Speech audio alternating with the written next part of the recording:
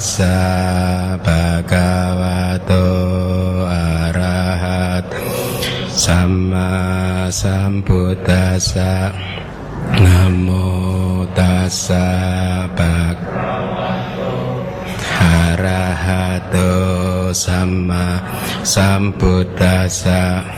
Namo tassa bhagavato arahato samma sambuddhassa. Baik, selamat malam para upasaka upasika sekalian. Semoga Anda semua sehat jasmani, sehat batin, sehingga bisa kembali lagi menyerap pelajaran Abhidhamma yang akan saya sampaikan. Ya. Minggu lalu saya sudah menguraikan tentang kesadaran jhana, ya, rupa wacara jhana, ya, yaitu jhana yang berkaitan dengan atau lingkup materi halus, ya. Anda harus ingat bahwa sebagai satu karma, kusala jhana, kalau karma tersebut berbuah, maka artinya berbuah itu disebut sebagai anantarya kama, kama yang tanpa jeda, kan, ya, yang dari sisi baiknya. Kalau anantarya kama dari sisi buruk kan kita udah pelajari di kelas yang terdahulu, ya, apa saja akusala kamanya, membunuh mama, orang tua kita sendiri dan seterusnya, ya. Dari sisi kusala kamanya, anantarya kama adalah pencapaian jhana salah satunya, ya. Di minggu lalu disebut sebagai anantarya kama, sudah saya jelaskan juga, artinya karma tanpa jeda, karma tanpa antara. Kalau seseorang yang menguasai jhana tersebut berhasil mempertahankan jhananya sampai ke detik terakhir di dalam kehidupannya, jadi dia meninggal dunia dengan kesadaran jhana tersebut, kesadarannya yang terakhir atau jawananya yang terakhir, maka di detik berikutnya dia akan terlahir di alam Brahma materi halus sesuai dengan jhananya. Kalau dia masuk di dalam jhana yang pertama, maka dia akan terlahir di alam rupa Brahma jhana yang pertama, ya. Nanti di bab kelima Anda akan belajar hal ini dengan lebih detail lagi. Nah, malam hari ini kita juga akan berdiskusi lagi tentang kesadaran jhana yang lain, yaitu yang disebut sebagai jhana arupa atau jhana non materi, ya. Kita akan mempelajari jenis-jenis kesadaran yang memunculkan jhana tersebut, ya. Jadi topik malam hari ini adalah arupa wacara citang. Nah, jadi tadi di atas saya sampaikan bahwa saya merasa berbahagia sekali saat ini, ya, karena pada akhirnya saya mendapatkan komunitas yang siap untuk mendengarkan ajaran-ajaran yang sulit. Jadi setelah 4 tahun saya menetap kembali di Indonesia, baru sekarang ini saya merasa saya mendapatkan pendengar atau, ya, murid komunitas yang sudah mau untuk mendengarkan ajaran-ajaran bahkan yang paling sulit, dan ini adalah sesuai dengan nature saya, gitu, ya. Artinya secara alamiah sifat saya itu suka dengan ajaran-ajaran ini, adalah subjek yang paling saya sukai, Abhidhamma itu, ya, Abhidhamma. Dan sekarang saya tidak lagi membuat Abhidhamma mid isi, tapi Abhidhamma yang beneran sekarang, ya. Kenapa? Karena Anda sudah siap untuk mendengarkannya, ya. Nah, minggu lalu saya sampaikan bahwa berbeda dengan jenis kesadaran lingkup indrawi yang jumlahnya 54 yang juga sudah kita pelajari, yang 45 dari antaranya itu sering muncul di dalam kehidupan kita sehari-hari, kan, ya. Tapi kesadaran jhana yang minggu lalu kita pelajari dan juga yang hari ini kita pelajari itu tidak akan pernah bisa muncul kalau Anda tidak bermeditasi. Anda bermeditasi pun kalau Anda tidak berhasil mencapai jhana, tidak berhasil memunculkan jenis kesadaran ini, maka juga dia, ya, Tidak bisa diharapkan kemudian terus muncul tiba-tiba seperti kemarahan kita atau keserakahan kita bisa muncul dengan tiba-tiba. Kalau jana, kesadaran jana, Anda harus melatihnya. Ya, minggu lalu juga sudah saya sampaikan penjelasan dari kitab komentar dari Dhammasanggani, ada 4 variasi ya. Duka pada danda binya, seseorang yang berlatih mencapai jananya itu penuh dengan kesulitan. Kemudian danda binya, kemudian berwipassananya itu juga perkembangannya juga lambat itu, atau juga ada yang duka pada kipa binya, mencapai jananya penuh kesulitan, tetapi setelah dia mencapai jana kemudian dia bermeditasi vipassana, kemajuannya sangat cepat sekali ya.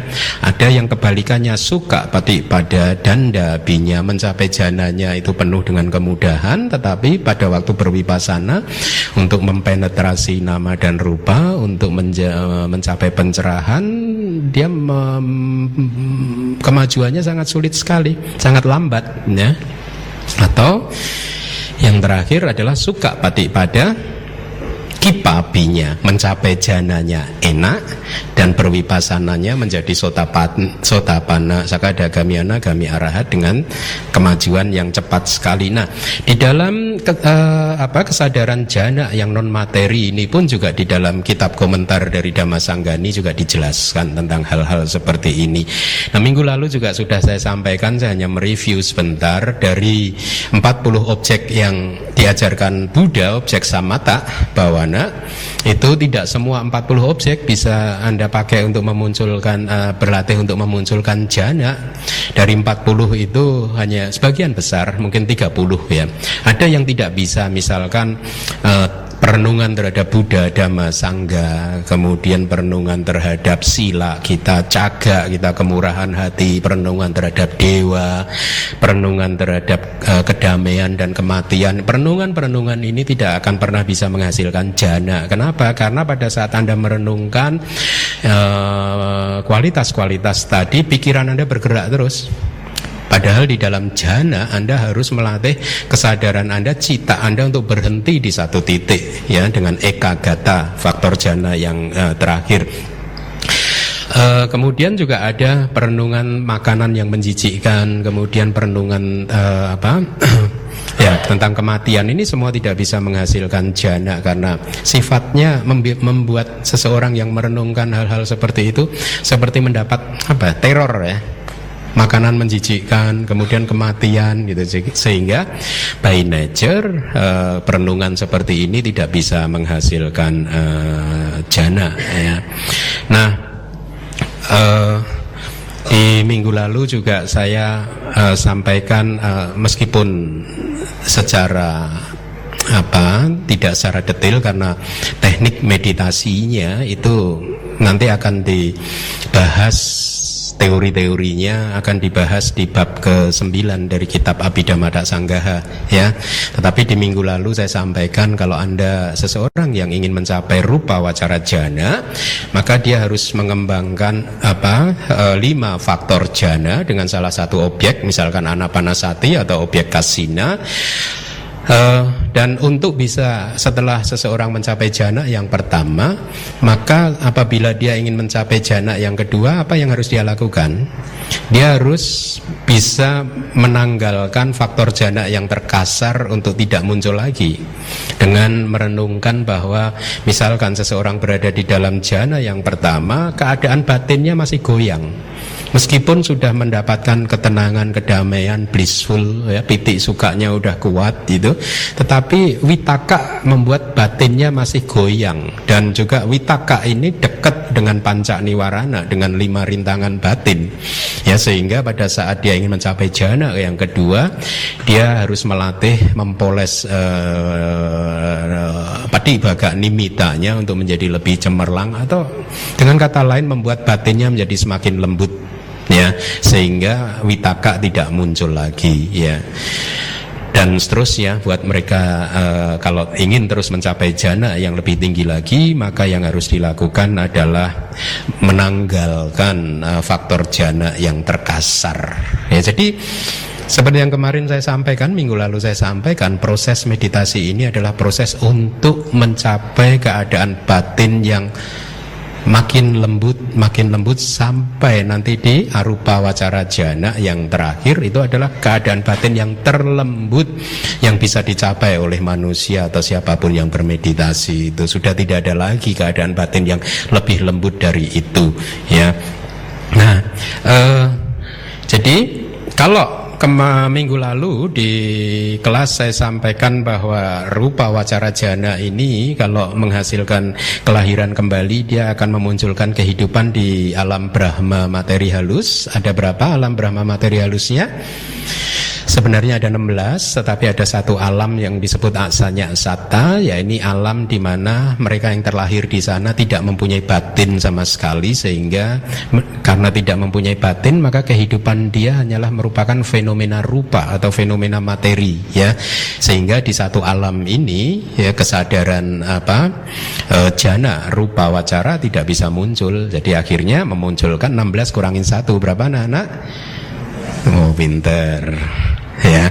Nah, kesadaran yang malam hari ini kita pelajari arupa wacara jana, kalau dia memunculkan kelahiran kembali, artinya seseorang berhasil mempertahankan kesadaran ini di detik terakhir di dalam kehidupannya, di jawana yang terakhir di dalam kehidupannya, maka detik berikutnya dia akan terlahir di alam arupa Brahma. Ya, saat ini Anda tahu ada berapa jenis makhluk yang kalau dalam konteks kanda atau agregat, kita ini adalah manusia dengan 5 agregat. Tadi saya katakan ada makhluk dengan hanya mempunyai tubuh jasmani, berarti berapa agregat? 1. Nah, kesadaran arupa wacara citang kalau dia berbuah, kusala cita kalau dia berbuah akan memunculkan kelahiran di arupa Brahma. Brahma yang tidak mempunyai rupa, tidak mempunyai jasmani, berarti dia adalah makhluk yang terdiri dari berapa agregat? 4 agregat saja, ya. Baik. Nah, kesadaran jana ini adalah kesadaran lokia atau duniawi. Jadi seringkali manusia masih umat Buddha masih keliru memahami bahwa seseorang yang menguasai jana udah pasti dia adalah makhluk suci. No, bukan. Seseorang yang menguasai jana selama dia masih putu jana, ya, belum mencapai tingkat kesucian apapun, maka ya dia putu jana, ya. Anda ingat yang Arya, yang mulia Dewadatta, beliau biku yang menguasai jana, menguasai kesaktian, banyak hal kesaktian yang dia kuasai. Tetapi karena dia bukan Arya, dia hanya seorang putu jana biasa, dia masih bisa melakukan kejahatan, masih bisa melakukan karma buruk, ya. Dan saat ini beliau memetik buah karmanya di alam neraka, ya. Nah, di dalam Buddhism kesadaran jana itu bukan tujuan akhir dari latihan kita, ya. Jana kita jadikan sebagai basis landasan untuk berwipasana, dan itu penting sekali karena kata-kata Buddha mengatakan samating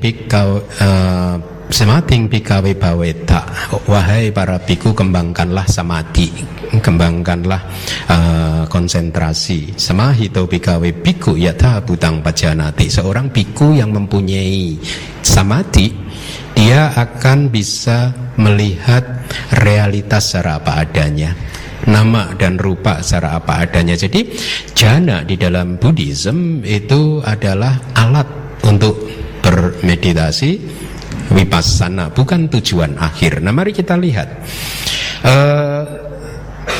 Kita lihat dulu dari kitab Abhidhamma Sanggaha apa yang kita bisa dapatkan di sana. Mari kita baca bersama-sama. Akasananca kusala citang winyananca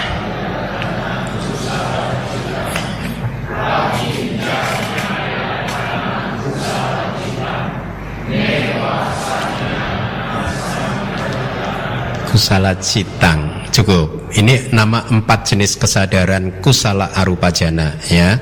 Kesadaran yang baik dari arupa wacara. Saya harap Anda juga sudah tahu teknik menghafalnya seperti yang saya sampaikan kemarin, ya. Belum? Pelan-pelan. Kita baca dulu bahasa Indonesianya, mari.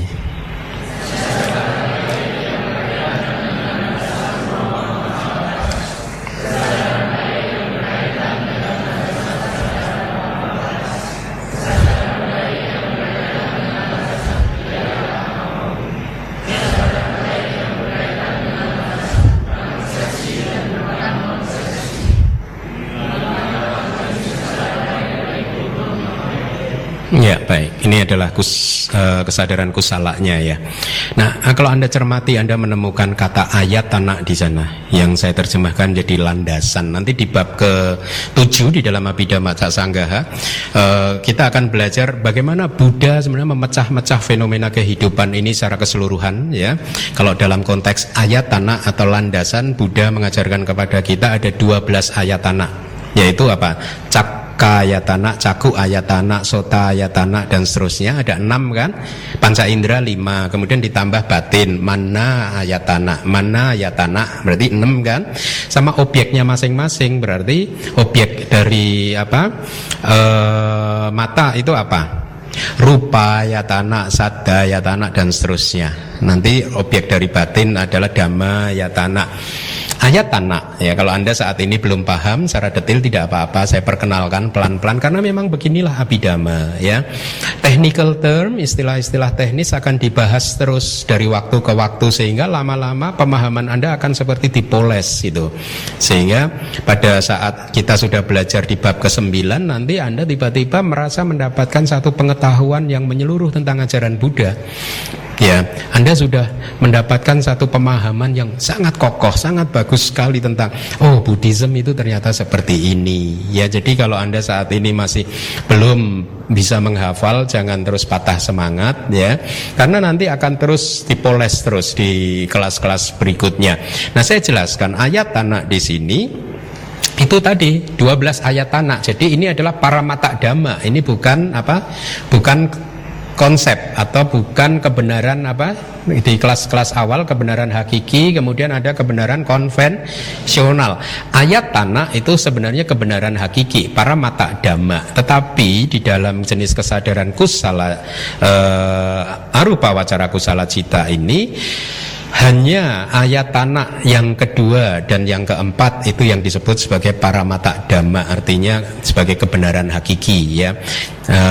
Kalau arupa wacara kusala cita yang pertama dan yang ketiga itu objeknya akasa, ruang atau angkasa, itu bukan paramata tetapi konsep ya. Sementara objek dari jana yang ketiga, ketiadaan apapun, itu juga bukan paramata tetapi konsep ya. Jadi ini perlu saya jelaskan karena dokumentasikan sehingga nanti pelajar-pelajar Abhidhamma yang lain juga tidak memahami secara keliru. Jadi strictly speaking, ayat tanah atau landasan dalam konteks arupa wacara kusala cita hanya berkaitan dengan kesadaran jana yang kedua dan juga kesadaran arupa wacara kusala cita yang keempat ya.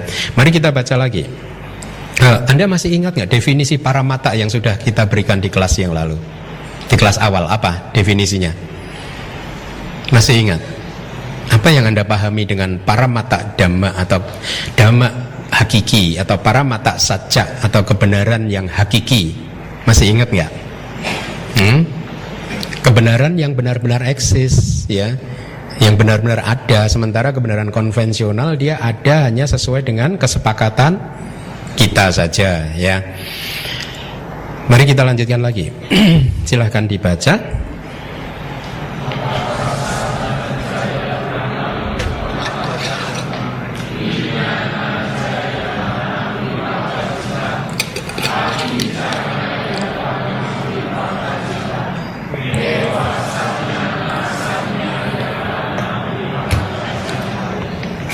Bahasa Indonesianya.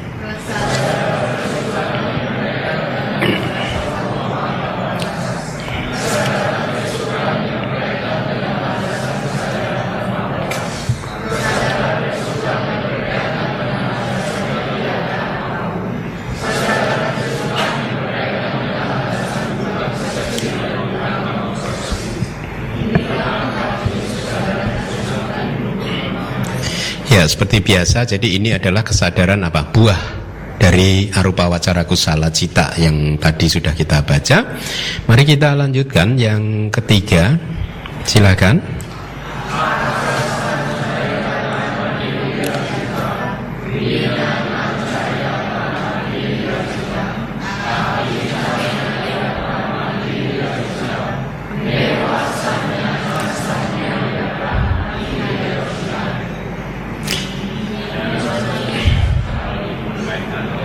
landasan ruang tanpa batas. Yang kedua,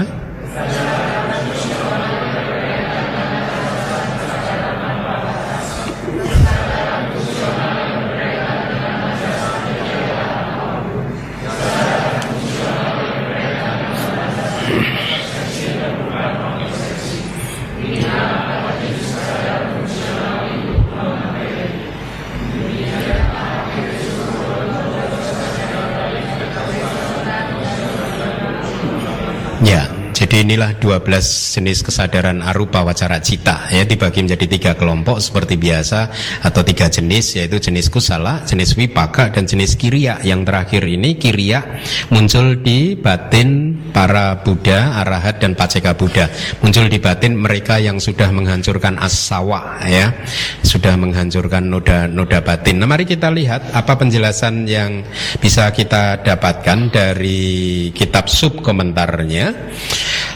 Saya akan sampaikan dulu batasan-batasan istilahnya supaya Anda nanti makin bisa memahami, ya, kesadaran seperti apa atau arupa wacara jana ini seperti apa, dengan segala kepelikannya, ya, kompleksitasnya. Jenis kesadaran lingkup non materi dibedakan menjadi 4. Ya, tadi Anda sudah baca berdasarkan objeknya. Jadi berbeda dengan kesadaran rupa wacara jana, di mana kalau Anda ingin mencapai jana rupa wacara 1, 2, 3, dan 4, Anda tidak perlu berganti objek. Yang Anda harus lakukan, objeknya tetap satu, patibaga nimita, entah itu anapanasati atau kasina, objeknya tetap, tetapi yang harus Anda lakukan adalah menanggalkan faktor jana yang terakhir. Tetapi di arupa wacara jana, objeknya berubah terus, ya. Jadi ada 4 objek. Ini yang harus Anda pahami. Kemudian dengan lenyapnya, ini definisi kenapa disebut sebagai tanpa batas, ya. Artinya dengan lenyapnya kemunculan, kemunculan dan juga kelenyapannya itu sendiri sudah tidak ada, tidak berbekas dan tidak mempunyai batas. Artinya setelah ditarik nanti objeknya ditarik ke kanan, ke kiri, ke atas, ke bawah, sampai dikatakan memenuhi seluruh alam semesta tanpa batas. Maka inilah definisi dari tanpa batas. Kemudian definisi dari yang saya beri warna kuning, ruang tanpa batas, itu adalah ruangan atau angkasa yang tanpa batas, yaitu ruang yang ada sebagai akibat penghilangan kasina, ya. Jadi di dalam penjelasan kitab ini disebutkan kalau Anda ingin mencapai jana non materi, contohnya adalah kasina. Jadi kasina itu adalah satu dis itu apa? Lingkaran, dis, piringan, ya, satu lingkaran mungkin 30 cm diameternya, 40 cm diameter. Kita beri warna-warna tertentu, merah, putih, biru, kuning, salah satunya, ya. Kemudian kita letakkan di depan kita di jarak yang cukup, tidak membuat mata kita tegang, tidak terlalu ke atas dan tidak terlalu ke bawah. Kemudian kita mencoba untuk melihat piringan ini dengan mata terbuka untuk membangun persepsi. Katakanlah ini adalah kasina biru, katakanlah, ya. Kita lihat untuk beberapa saat dan kemudian kita pejamkan mata kita sampai kemudian kita bisa mendapatkan replika dari kasina ini. Jadi piringan berwarna biru itu muncul di batin kita pada saat mata kita terpejam, ya. Ini yang disebut sebagai uggaha nimita. Kalau Anda sudah mendapatkan replikanya itu disebut uggaha nimita, artinya tanda untuk latihan. Dan biasanya guru akan mengizinkan Anda untuk masuk ke hutan yang lebih dalam lagi karena Anda sudah mendapat objeknya, ya. Uggaha nimitanya Anda sudah dapatkan, dan setelah itu Anda mencoba untuk melatih ini sehingga menjadi objek yang semakin transparan, ya, tembus pandang, bercahaya, dan dikatakan akhirnya bisa menjadi objek jana, yaitu patibaga nimita istilahnya. Dan pada saat itu, pada saat Anda sudah berhasil memunculkan patibaga nimita, 5 rintangan batin berhasil Anda tekan, dan akhirnya Anda atau yogi tersebut mencapai rupa wacara jana yang pertama, ya, sampai kemudian dia melatih meninggalkan faktor jana yang paling kasar sampai dia mencapai rupa wacara jana yang kelima dengan objeknya yang sama. Kita masih berbicara tentang rupa wacara jana, ya. Nah sekarang bagaimana pada saat dia ingin mencapai kesadaran jana arupa, arupa wacara jana, jana non materi, ya. Yang harus dia lakukan adalah tidak melihat ke piringan tadi, ya, objek patibaga nimitta yang berupa nimitta dari kasina tersebut, tetapi yang dia lihat adalah ini. Bayangkan kalau kita fokus pada piringan ini dan kemudian piringan ini kita geser, kita hilangkan, maka yang ada apa? Yang tampak apa? Yang tampak adalah ruangan yang ditinggalkan oleh kasina tersebut. Betul. Inilah yang disebut ruangan tanpa batas. Ya, nanti dilatih sampai ditarik ke kanan, ke kiri, ke atas, ke bawah sampai tanpa batas. Kira-kira seperti itu, ya. Nanti kita akan terus membahas ini. Bagaimana untuk mencapai rupa wacara jana 1, 2, dan 3 dan 4, ya, nanti di bagian akhir dari kelas kita. Mari kita lanjutkan lagi definisinya. Landasan ruang tanpa batas, arti dari kata tersebut, kalimat tersebut adalah ruang tanpa batas tersebut menjadi landasan. Jadi ayatana menjadi landasan dalam artian landasan tersebut mendukung jana dan dhamma yang muncul bersamanya, artinya cetasika yang muncul bersamanya, ya. Jadi minggu lalu juga sudah saya sampaikan bahwa cita tidak muncul sendirian, selalu bersama-sama dengan cetasika. Jadi yang dimaksud dengan landasan di sini adalah sesuatu yang mendukung jana dan dhamma yang muncul bersamanya, seperti halnya landasan para dewa, itu artinya adalah untuk para dewa. Ya. Jadi atau secara singkat landasan di sini bisa artikan sebagai objek dari jana. Jadi kalau tadi Anda baca akasanencayatana kusala cita, kesadaran baik dengan landasan ruang tanpa batas, artinya dengan objek ruang tanpa batas, ya. Jadi ini arti dari landasan. Mari kita lanjutkan. Arupa jana yang pertama yang mencapai absorpsi, mencapai jana di dalam objek atau landasan tersebut dikatakan istilahnya sebagai landasan ruang tanpa batas. Kemudian kesadaran baik atau kusala cita yang berasosiasi dengannya disebut sebagai kesadaran baik yang berkaitan dengan landasan ruang tanpa batas.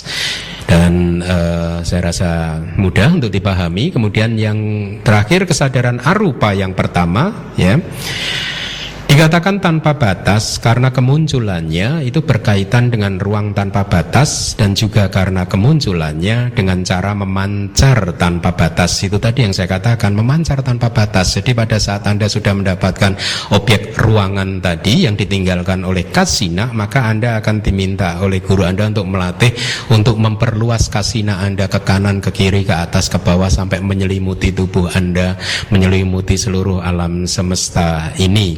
Ya, walaupun ada catatannya di situ, sebenarnya kesadaran tersebut yang mengambil objek tanpa batas itu sebenarnya muncul lenyap. Jadi kalau seseorang dikatakan berada di dalam jana selama 4-5 jam, ya, mengambil objek yang tetap, itu sesungguhnya kesadarannya juga muncul lenyap, ya. Tapi kesadaran yang muncul lenyap tersebut mengambil objek yang sama terus, sehingga dia bisa bersama dengan objek dan mempertahankan kualitas kesadarannya di objek tersebut sampai berjam-jam. Nah, Anda cermati di sini juga kita ketemu dengan istilah apa? Kata Pali lagi, winyana, ya. Akasanencayatana. Tidak ya? Akasanencayatana kusala citang. Oh no, itu yang ketiga itu, lihat. Kesadaran arupa yang pertama di dalam kitab Wibawinidika itu disebut Pattama arupa winyanang. Jadi saya ingin sampaikan supaya Anda tidak bingung bahwa nama cita atau kesadaran itu bisa mempunyai sinonim banyak sekali. Cita, ya. winyana itu juga sebenarnya cita sama, tetapi dalam konteks 89 cita, winyana itu khusus untuk apa? Kesadaran indrawi, kesadaran mata, telinga dan seterusnya kan, ya. Kemudian nanti kalau Anda di bab kedua bertemu dengan cetasika, ya, ceto itu juga sinonim dari cita, atau mano, pubanggama dhamma, nah itu juga sinonim, atau manasa itu juga sinonim. Jadi begitulah bahasa Pali. Jadi bagus kalau Anda tahu itu semua supaya Anda nanti tidak bingung kenapa di satu buku dan buku yang lain memakai istilah-istilah yang berbeda-beda. Nah, mari kita lanjutkan. Sekarang kita masuk ke arupa wacara jana yang kedua. Kita bahas winyanenca yatana, landasan kesadaran tanpa batas.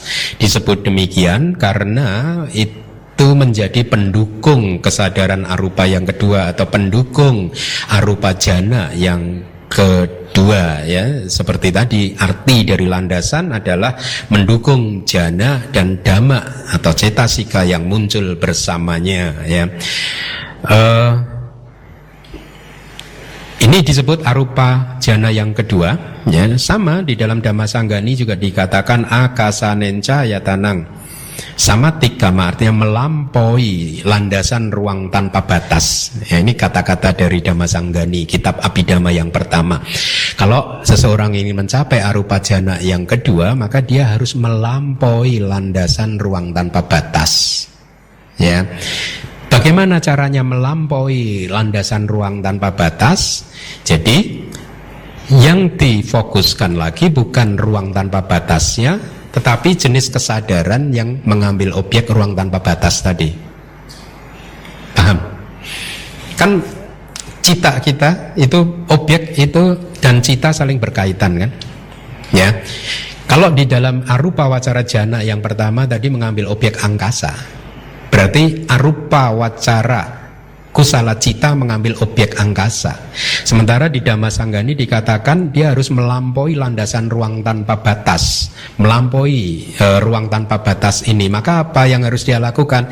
Tidak fokus lagi perhatiannya kepada ruang tanpa batas, tetapi yang dia amati adalah arupa wacara jana yang pertama. Paham prosesnya? Sangat lembutnya, bukan objeknya tetapi kesadarannya yang mengamati objek tersebut. Ya, inilah mengapa nama dari arupa wacara jana yang kedua adalah winyanenca yatana kusala cita, atau kesadaran baik yang berkaitan dengan landasan kesadaran tanpa batas, ya. Prosesnya sama pada saat seseorang melampaui landasan ruang tanpa batas, dan dengan demikian mengambil objek dari kesadaran jana arupa yang pertama. Secara perlahan-lahan akhirnya panca niwarana tertekan lagi, tidak muncul di arus kesadarannya dia, ya. Dan pada saat dia berhasil menekan panca niwarana, ya, faktor jananya berkembang, ya. Di dalam semua jenis arupa wacara jana ini hanya ada dua faktor jana, yaitu apa? UPK dan ekagata. Inilah mengapa sering juga dikatakan bahwa 4 arupa wacara jana ini disebut sebagai jana yang kelima. Ya, bukan jana yang ke-6, ke-7, ke-8. Meskipun juga kadang juga disebut sebagai jana 6, 7, 8, tetapi karena faktor jananya itu sama dengan rupa wacara jana yang kelima, maka arupa wacara jana disebut sebagai jana yang ke-5. Nah, pada saat niwarananya itu tertekan, kemudian faktor jana UPK dan ekagatanya berkembang secara maksimal, maka dikatakan dia mencapai arupa wacara jana yang kedua, yaitu jana dengan landasan kesadaran tanpa batas, ya. Mari kita lihat lagi, tidak ada apapun akincana, yang jana yang ketiga. Kita lihat dulu definisinya. Disebut sebagai tidak ada apapun karena tidak ada arupa pertama yang tersisa. Artinya tidak ada kesadaran arupa wacara jana yang tersisa.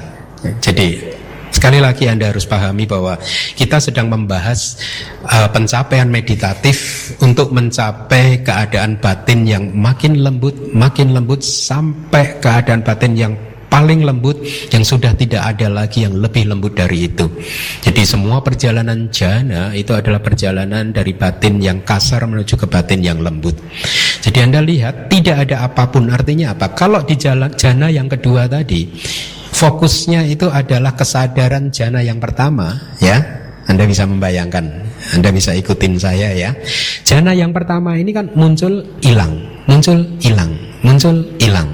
ya.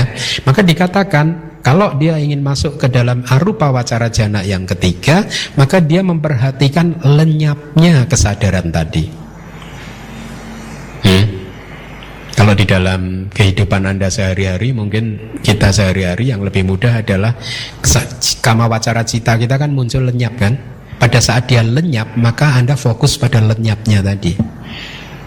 Ya, dan prosesnya sama. Kalau Anda berhasil mempertahankan objek tersebut, kemudian dua faktor jananya berkembang, pancaniwarananya tertekan, tidak bisa muncul lagi, maka dikatakan Anda orang tersebut mencapai jana yang ketiga, arupa wacara jana yang ketiga. Nah, mari kita lihat. Di dalam Dhamma Sanggani juga penjelasannya sama. Kita harus melampaui landasan kesadaran tanpa batas. Jadi lihat, yang harus kita lampaui adalah kesadaran yang tanpa batas tadi, yang mengambil ruang tanpa batas kan. Kita lampaui. Jadi yang difokuskan adalah kelenyapannya, ya. Lenyapnya kesadaran tanpa batas tadi menjadi objek arupa wacara jana yang ketiga, ya. Dikatakan di dalam Dhamma Sanggani, non-eksistensi dari arupa wacara jana cita yang pertama tadi disebut bukan paramata tetapi konsep, bukan dhamma yang hakiki tetapi konsep. Ruangan ini hanya konsep saja, ya. Mari kita lihat lagi penjelasannya. Keadaan itu disebut sebagai ketiadaan apapun, ya, akincanya, yaitu ketiadaan dari kesadaran arupa yang pertama. Paham ya?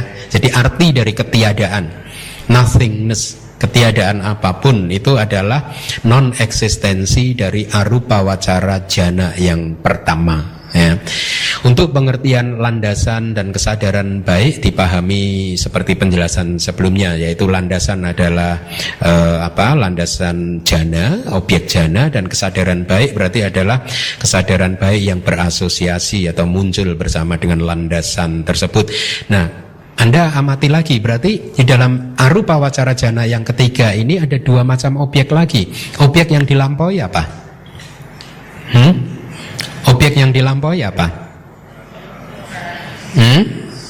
Arupa wacara jana yang pertama, ya. Betul ya. Kemudian objek langsungnya apa? Non-eksistensinya kan, kelenyapannya kan. Betul ya. Bagus. Mari kita lanjutkan. Definisi dari ini arupa wacara jana yang keempat. Definisi dari mempunyai persepsi dan juga bukan tanpa persepsi. Nah, ini istilah Buddhis banget, istilah Abhidhamma sekali. Anda akan makin sering mendapatkan istilah-istilah yang mirip-mirip seperti ini. Bukan persepsi, tapi juga bukan non-persepsi. Ya, apa maksudnya? Karena persepsi yang kasar sudah tidak ada dan hanya ada persepsi dan dhamma yang berasosiasi dengannya yang halus, maka keadaan ini dikatakan sebagai bukan mempunyai persepsi dan juga bukan tanpa persepsi, yaitu keadaan di mana persepsi tidak ada sama sekali. Persepsinya masih ada, ya. Jadi tetapi karena dia sangat lembut sekali dan sudah tidak bisa melakukan fungsi sebagai persepsi properly, maka dikatakan dia tidak mempunyai persepsi tapi juga bukan tanpa persepsi. Ya, ini hanya istilah saja, masih ada persepsinya.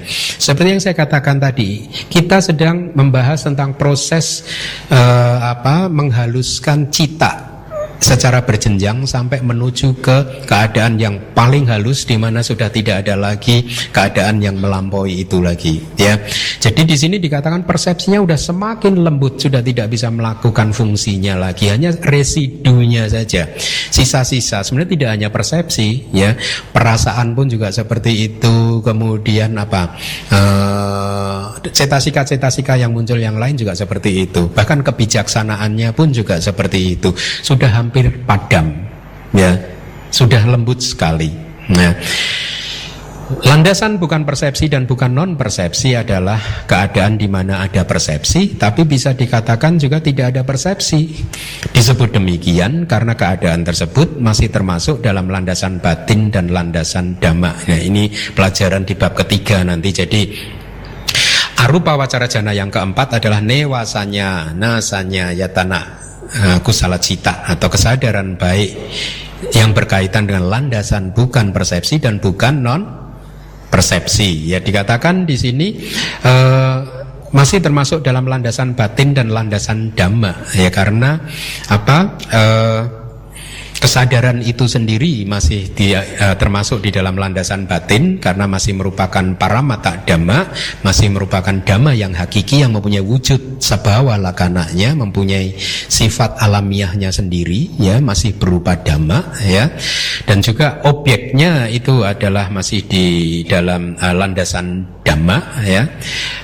Itu yang dimaksud mana yatana dhamma yatana pariya pana, itu kalimat dari Wibawini Dika. Nah, tadi saya katakan bahwa persepsinya ada, tetapi dia sudah sangat lembut sekali. Tetapi sebenarnya tidak hanya persepsi yang sangat lembut saja yang ada, tetapi faktor cita dan faktor mental cetasika yang lain pun juga sangat lembut. Ya, yang muncul bersamanya juga sangat lembut, ada, tapi sudah tidak bisa melakukan fungsinya lagi, ya. Bahkan dikatakan di dalam Dhamma Sanggani bahwa jana yang keempat, arupa wacara jana yang keempat ini tidak bisa dipakai sebagai landasan untuk bermeditasi vipassana. Bahkan yang Arya Sariputta yang terkenal dengan kebijaksanaannya yang paling tinggi di antara semua murid Buddha pun juga tidak bisa memakai landasan arupa wacara jana yang keempat ini untuk bervipassana. Ya, dalam artian untuk melihat bahwa persepsinya muncul lenyap anicca, dukkha dan anatta. Jadi prinsip dari vipassana kan sesungguhnya hanyalah Anda merealisasi, melihat segala hal, proses nama dan proses rupa, proses batin dan proses jasmani dari berbagai sisi, supaya kemudian Anda memperkuat persepsi Anda karena melihat langsung bahwa ternyata nama dan rupa tersebut mempunyai 3 karakteristik yang umum, yaitu apa? Anicca, dukkha dan anatta. Nah, karakteristik umum ini tidak kelihatan di arupa wacara jana yang keempat, dan dikatakan di dalam kitab komentar dari Dhamma Sanggani, bahkan yang Arya Sariputta saja tidak bisa memakainya sebagai landasan untuk bermeditasi vipassana. Dikatakan beliau hanya bisa kemudian melihat ketidakkekalan pada saat beliau keluar dari arupa wacara jana yang keempat dengan mengingat-ingat tadi itu adalah kesadaran arupa wacara jana yang keempat, sekarang sudah lenyap, tidak kekal. Ya. Nah, kenapa demikian? Karena semua proses batin sudah sangat lembut sekali, ya. Nah, di dalam jana yang keempat ini dikatakan prosesnya adalah sesungguhnya tadi di jana arupa wacara jana yang ketiga itu keadaan batin sudah sangat lembut sekali, ya. Pencapaiannya sudah sangat tinggi, sangat tentram, damai, karena objeknya adalah tadi apa? Di dalam jana yang ketiga tadi objeknya apa? Objek langsungnya apa? Non-eksistensi dari arupa wacara kusala jana yang pertama. Objek yang dilampaui apa? Kesadaran itu sendiri, kan? Ya. Jadi keadaan itu sudah sangat lembut, sudah sangat damai, tentram. Tetapi untuk bisa melatih untuk bisa masuk ke arupa wacara jana yang keempat, yang harus dia lakukan adalah merenungkan bahwa ada lagi keadaan yang lebih lembut dari ini. Nah, jadi apa? melatih batin untuk bisa mencapai keadaan batin yang semakin lembut dari ini. Nah, dikatakan di dalam jana yang keempat ini, jadi diberi perumpamaan di dalam kitab Dhammasanggani ada kata seorang raja, ya, seorang raja berjalan-jalan di satu wilayah, di mana wilayah tersebut wilayah pengrajin gading, ya, dan raja tersebut mengagumi keahlian dari pengrajin gading tersebut. Kamu hebat sekali ya, bisa melakukan membuat itu, ya, kerajinan dari gading sedemikian rupa gitu. Meskipun sang raja itu kagum terhadap keahlian dari pengrajin gading, tetapi dikatakan si raja ini tidak mau kalau disuruh menjadi perajin gading. Kenapa? Karena posisi dia lebih superior. Ya, ini perumpamaan yang dipakai untuk menjelaskan di kitab tafsir dari Dhammasanggani bahwa pada saat seseorang mencapai keadaan arupa wacara jana yang ketiga, keadaannya sudah sangat lembut, yes, sangat tenang, sangat penuh dengan kedamaian gitu. Maka dia hanya memperhatikan keadaan yang lembut tadi terus menerus sampai akhirnya dikatakan kesadaran arupa wacara jana yang keempat muncul dengan sendirinya. Seperti raja tadi memperhatikan pengrajin gading terus menerus, dia mengagumi perajin gading tersebut, tapi dia akhirnya tidak mau jadi perajin karena raja posisi dia lebih superior, lebih tinggi dari perajin. Dengan memperhatikan keadaan jana arupa yang ketiga secara terus menerus, maka dikatakan akhirnya kesadaran arupa wacara jana yang keempat muncul. Nah, cirinya sama, yaitu panca niwarana tertekan, dua faktor batin yaitu upeka dan ekagata berkembang secara maksimal.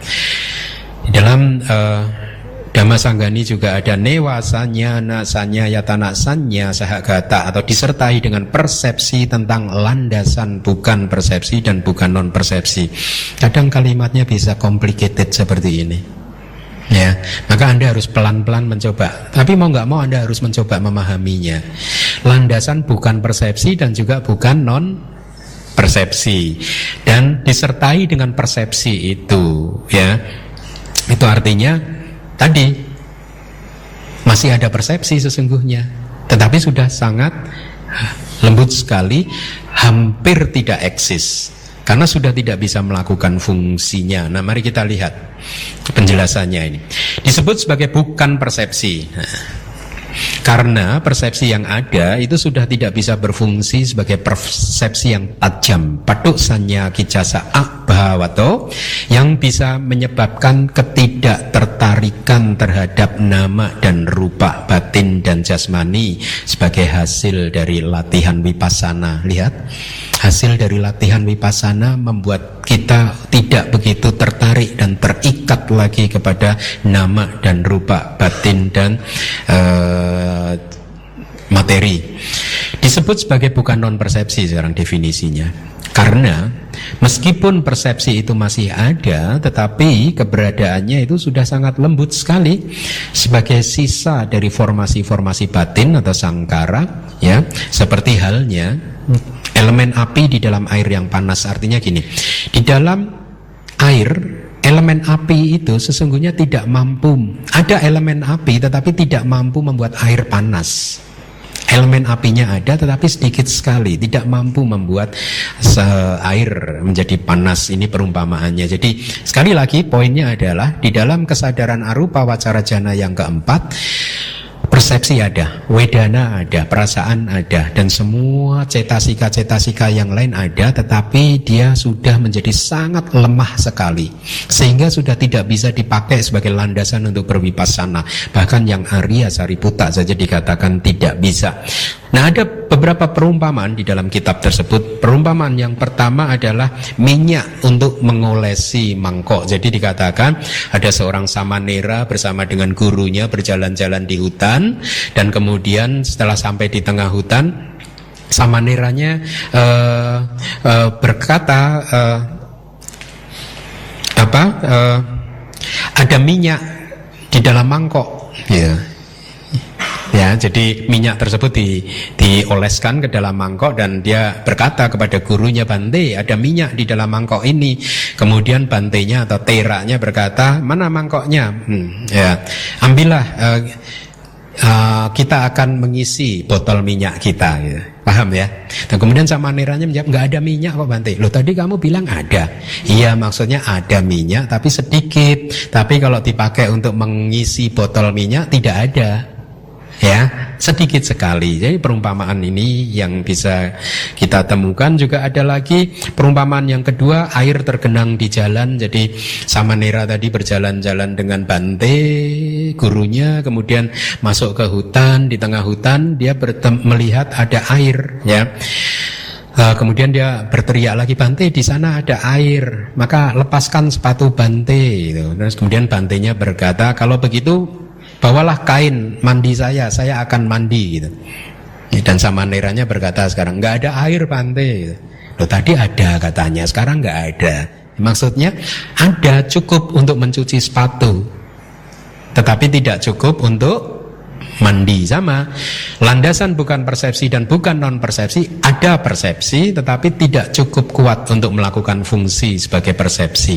Ada perasaan tetapi tidak cukup kuat melakukan fungsinya. Itu yang dimaksud.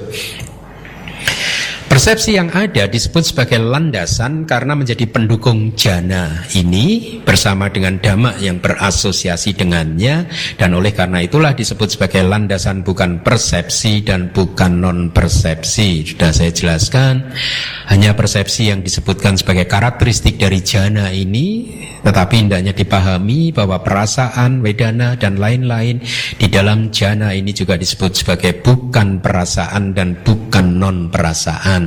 Ya, ada yang lagi cetasika yang disebut kontak pasa, bukan kontak dan bukan non kontak, dan seterusnya. Ya, pemahaman ini yang harus Anda perkuat. Kesadaran yang berasosiasi dengan landasan bukan persepsi dan bukan non persepsi disebut sebagai kesadaran yang berkaitan dengan landasan bukan persepsi dan bukan non persepsi. Ya, logika yang sama seperti kesadaran-kesadaran sebelumnya. Nah, mari kita lihat dari Abhidhamma Sanggaha, ada kalimat, mohon dibaca kalimat bahasa Indonesianya.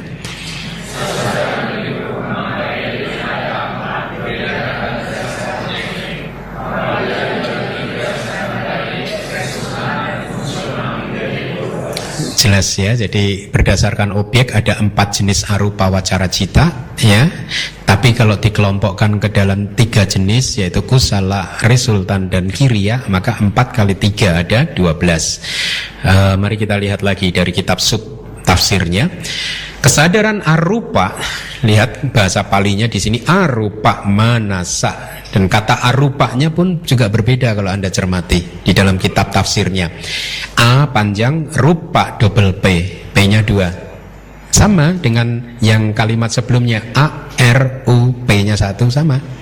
Ya, dan manasa batin, itu kata lain manasa, kata lain dari winyana, kata lain dari cita, kata lain dari ceto, dan lain sebagainya. Ya, ada 4 objek, yaitu 4 objek langsungnya. Saya harap Anda sudah paham, yaitu ruang yang ada sebagai akibat penghilangan kasina, kesadaran arupa yang pertama, ketiadaan dari kesadaran arupa yang pertama, dan kesadaran arupa yang ketiga. Itu objek langsungnya. 4 objek yang harus dilampaui, yaitu yang pertama adalah kasina, kemudian ruang, kesadaran arupa pertama, dan lenyapnya kesadaran arupa pertama. Saya harap Anda pahami tabel 1.6 ya. Nah, mari kita bahas lagi pencapaian jana arupa. Ya, meskipun tadi sudah sempat saya singgung secara singkat. Arupa jana yang pertama itu melampaui kasina. Ini kalimat dari Wibhawinitika, dan mengambil objek ruangan tanpa batas yang ditinggalkannya. Ya, ini dari kitab tafsir.